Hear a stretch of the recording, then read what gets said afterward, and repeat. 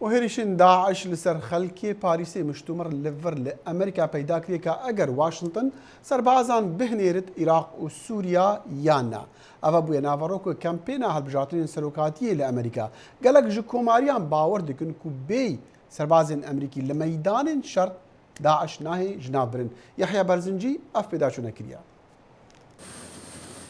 چاوەڕوانی بڕیاری ناردنی هێزی زەمینی ئەمریکا و هاوپەیمانەکانی بۆ ڕووبەڕووبوونەوەی چەکدارەکانی داعش هێواشتر دەردەکەوێت لە چاوەشاندنی یەکەم گورزی ئەو گروپە لە فەڕەنسا و هەڕەشەکانی لە جیهان. لە واشنتۆن مشتومڕ گەرمە لەو پرسەی چاوەڕوانی زۆری بەدوای خۆیدا دروست کردووە. کارمەندی باڵا لە سەنتەری ستراتیژی و لێکۆڵینەوەی نێودەوڵەتی دەیڤد سێندی لای وایە ئەو بڕیارە کەوتۆتە نێوان بەرداشی هەڵەکانی ڕابردوو ئێستا. No, I think it's primarily because of the experience in Iraq. بەهێزری من لەبەر ئەوە ئێمە لە ساڵ 2003 لە عێراقدا هەڵەیەکی گەورەمان کرد ئازارێکی دەرونی بەڕووی هاوڵاتیانی ئەمریکاییەوە دیارە ئەوە ناخوازن هێزی گەوری وڵاتەکەیان ڕەوانەی هیچ شوێنێکی دەرەوە بکرێت لەبەر ئەوە کە هێشتا باجی هەڵەکەی پێشوو دەدەین پێویستە پەن لە هەڵەکانی ڕابردوو وەربگرین من لەگەڵ داگیرکردنی عێراقدا نەبووم بەڵام ئەمەش واتای ئەوە نییە کە لەم ساتەوەخەدا تاوتوی ڕەوانەکردنی لەشکری نەکەین هەر کات بەرژەوەندی ئەمریکا لە هەڕەشەدا بێت.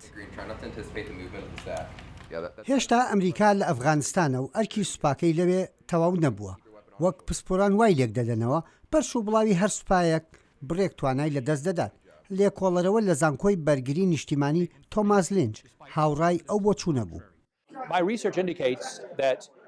لێکۆڵینەوەکانم ئاماژە بەوە دەکەن کەوا پێویستێکی زۆر بە سوپای ئەمریکا و توانای ئەو سوپایە هەیە لە پانتایی خۆرەڵاتی ناوەڕاست و هەروەها باشووری ئاسیا و بەرەو ئەفغانستان زۆری ئەو کارانە پەیوەندیان بە سەرهەڵدانی دەوڵەتی ئیسلامیەوە هەیە هەروەها پەیوەندی بە گوشار و ململانەکانی تاڵیبانی شەو هەیە و هەڕەشەی تیرۆریستان لە ئەفغانستان و پاکستان و هەرێمی باشووری ئاسیا و خۆرهەڵاتی ناوەڕاست سیاسەتی ئەمریکا لە ماوەی 4 بۆ 5 ساڵی ڕابردوودا کەمکردنەوەی هێزی سەربازی بۆ لە ناوچەکانی جیهاندا بە بڕوای من ئەوەش وای کردووە کە سەرۆک ئۆباما بە ئاگاییەوە ڕەفتار لەگەڵ ناردنی سوپادا بکات. لێدانی چەکدارەکانی داعش و ناردن و نەناردنی هێزی زەمینی بۆ عێراق و سووریا بابەتی گەرمی بانگەشەکانی سەرۆکاتی ئەمریکایە لە نێو پاڵێوراوەکانی کۆماری و دیموکراتەکان.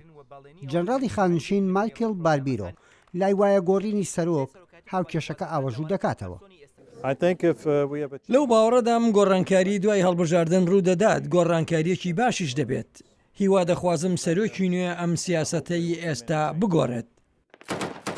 بانگەشەکانی هەڵبژاردننی سەرۆکاتی ئەمریکا چەمانجێکی تری ماوە لەولاشەوە ناردنی هێزی ئەمریکا بۆ ڕوبەڕووبوونەوەی داعش ڕەنگە بڕیارێک بێت پەیوەست بێ بە توونبوونەوەی شەڕەکان. یحیی بەرزنجی دەنگی ئەمریکا.